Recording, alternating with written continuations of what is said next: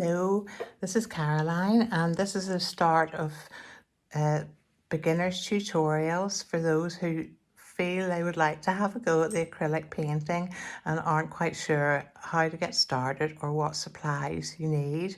I've got a selection of the supplies that I use set out on the table in front of me that I keep moving around from one side of the table to the other because I do all my pouring on the dining room table. You don't really need a huge big space. So we're going to talk about the support, what you actually need to get to do your painting on. So there are quite a few different things that you can get.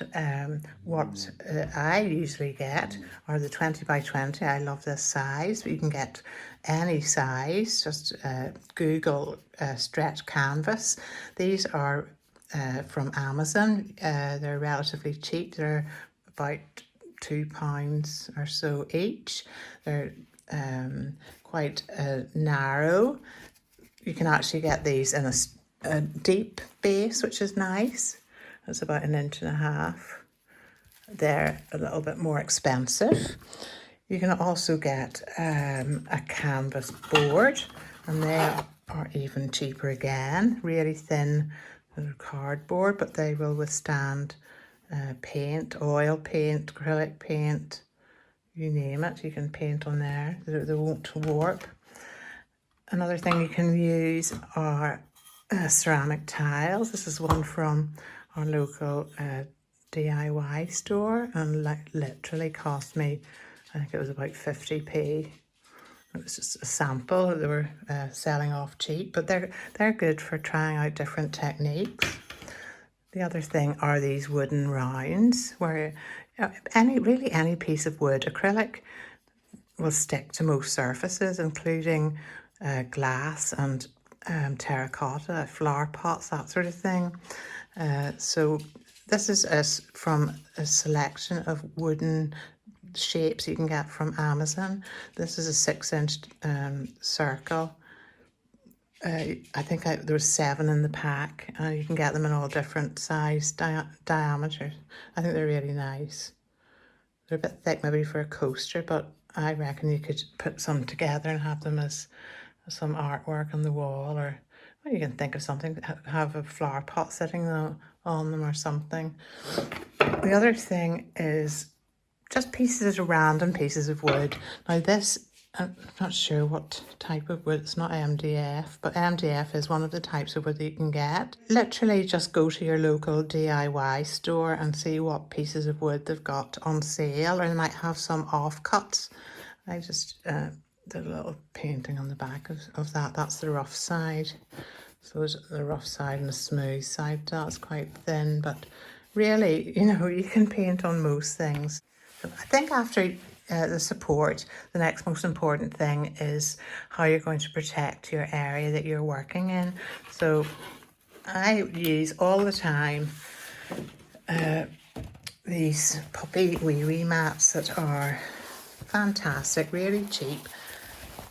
I got a pack of 30 for £3.99, and these are really good. They're about 60 by 60 centimeters. They're a good size. They're plastic on one side, so that will protect and stop the paint or water getting through onto your table. I don't know how my dining room table has coped with everything.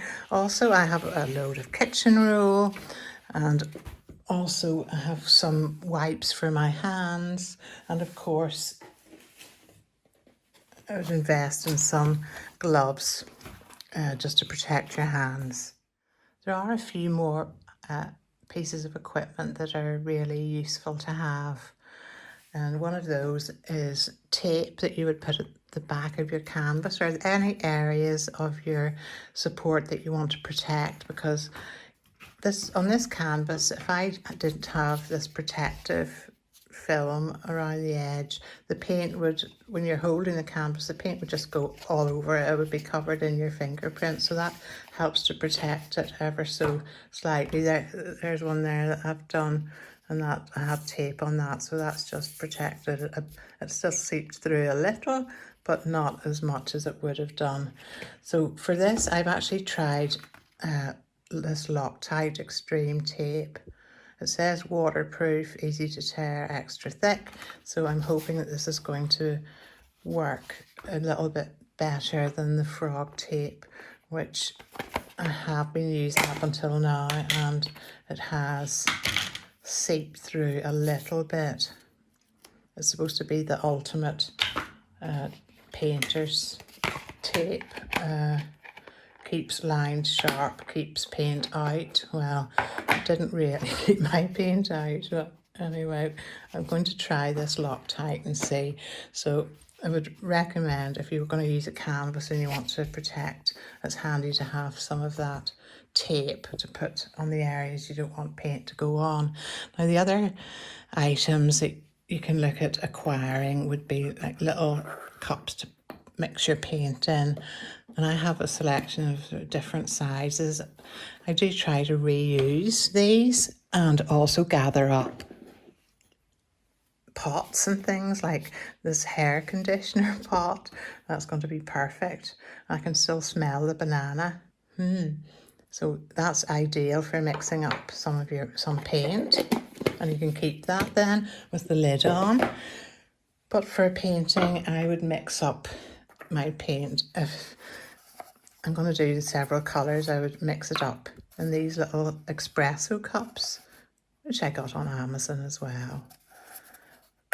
And I have kept paint sitting in these after I've finished painting, and they keep for days. It keeps for days. The only thing is that the cardboard starts to sort of disintegrate. I got these little shot glasses to try, and really the thing that I've been using them for is they're really hard to pull up there, is to set the canvas on, because I have push pins, because you want the paint to flow over the edges of your canvas. So right, see, it won't come apart.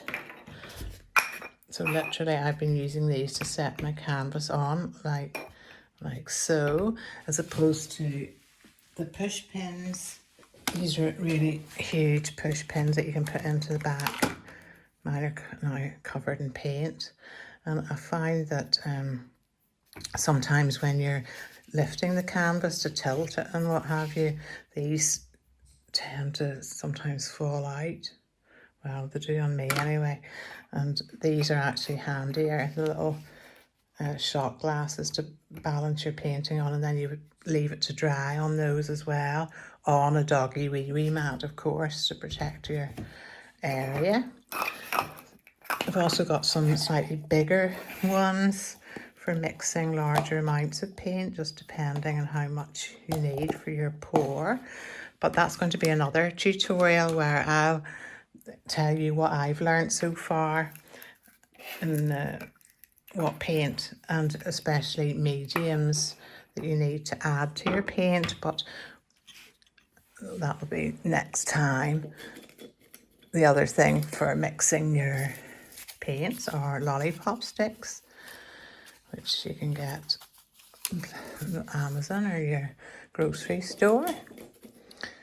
And I think for now that's everything that you need to know, because we're not going to go into paint today. We'll go talk about that next time.